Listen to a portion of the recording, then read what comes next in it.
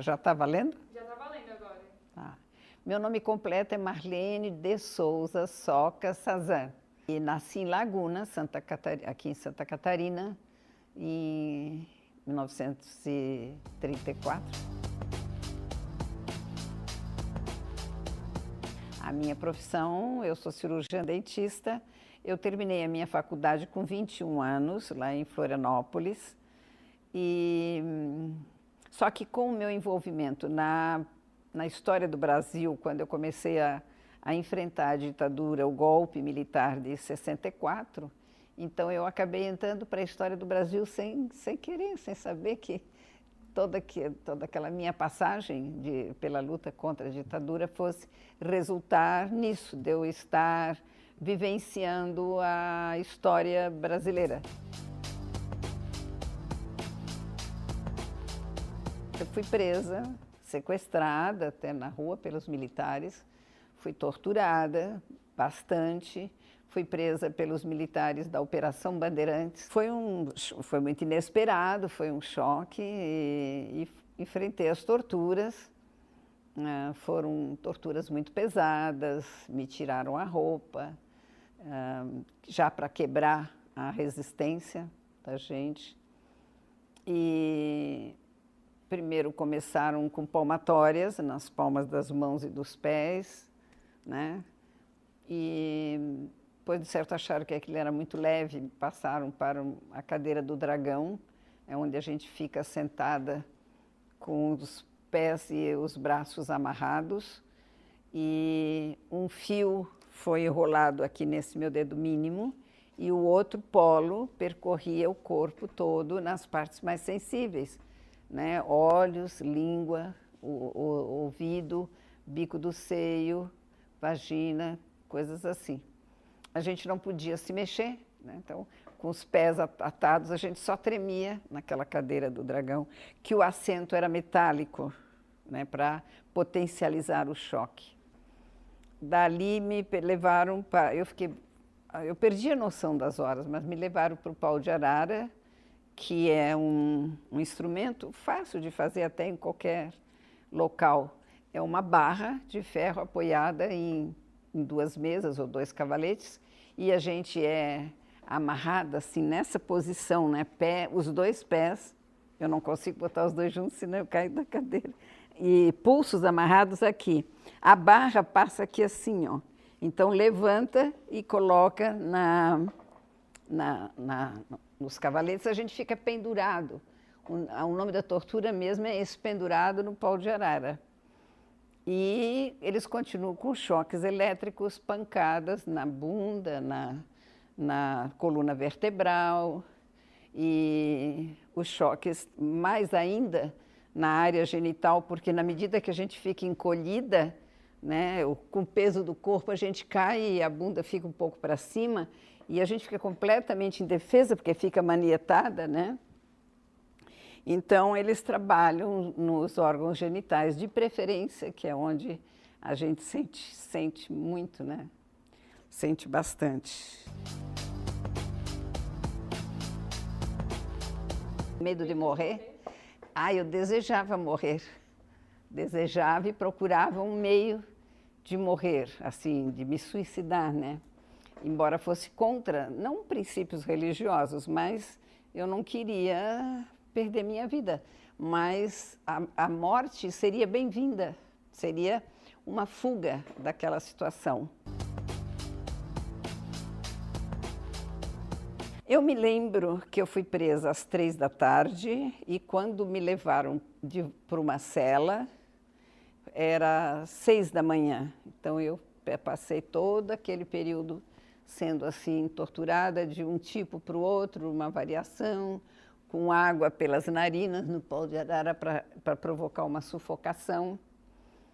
E o que era também muito estranho e ridículo, assim, desumano, era que outros homens participantes daquelas equipes vinham assistir, como se aquilo fosse uma diversão, né? Eu nunca esqueço que o primeiro grito que eu dei, quando levei o meu primeiro choque, já a sala se encheu com os 2 ou 3 caras, né? 2 ou 3 homens, e eles ficavam assim, aquele espetáculo, era um espetáculo para eles. Eles se divertiam. Depois, então, eles me levaram às 6 da manhã para a cela, eu caí assim que nem um saco de batatas, e às 8 horas foram me buscar novamente, eu tive apenas 2 horas de descanso, foram me buscar para a nova sessão de tortura, e que foi interrompida às 4 da manhã, fiquei das 8 da manhã até às 4 da madrugada, e no terceiro dia também, até que depois eles acho que prenderam outras pessoas e eu fui sendo esquecida.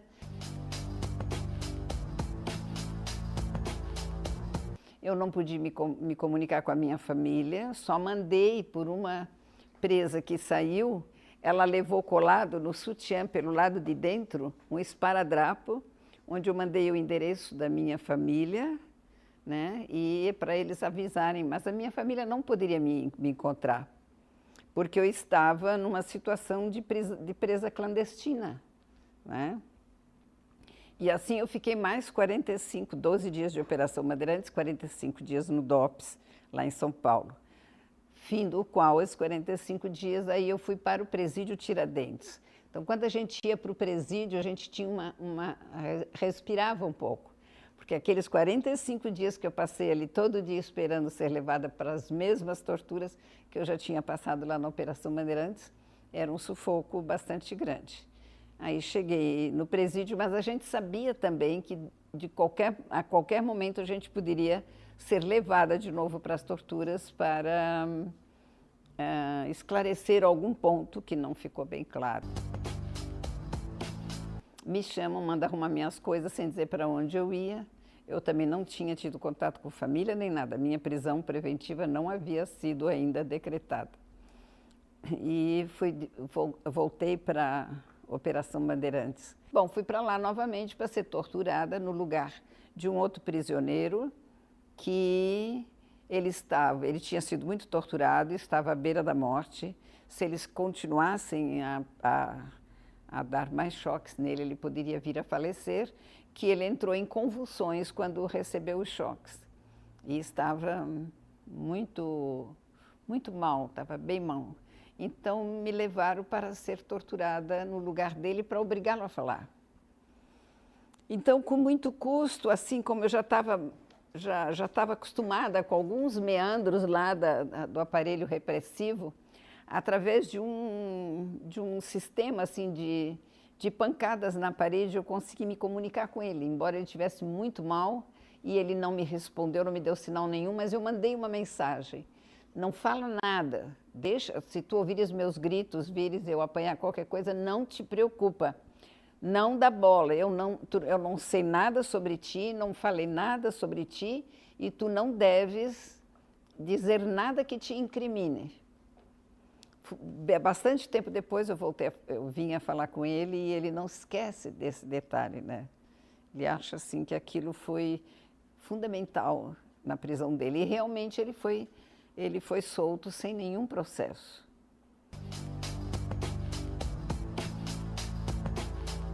Eu voltei para o Tiradentes, lá eu cumpri minha pena de 2 anos e 2 meses, mas saí com mais tempo do que 2 anos e 2 meses.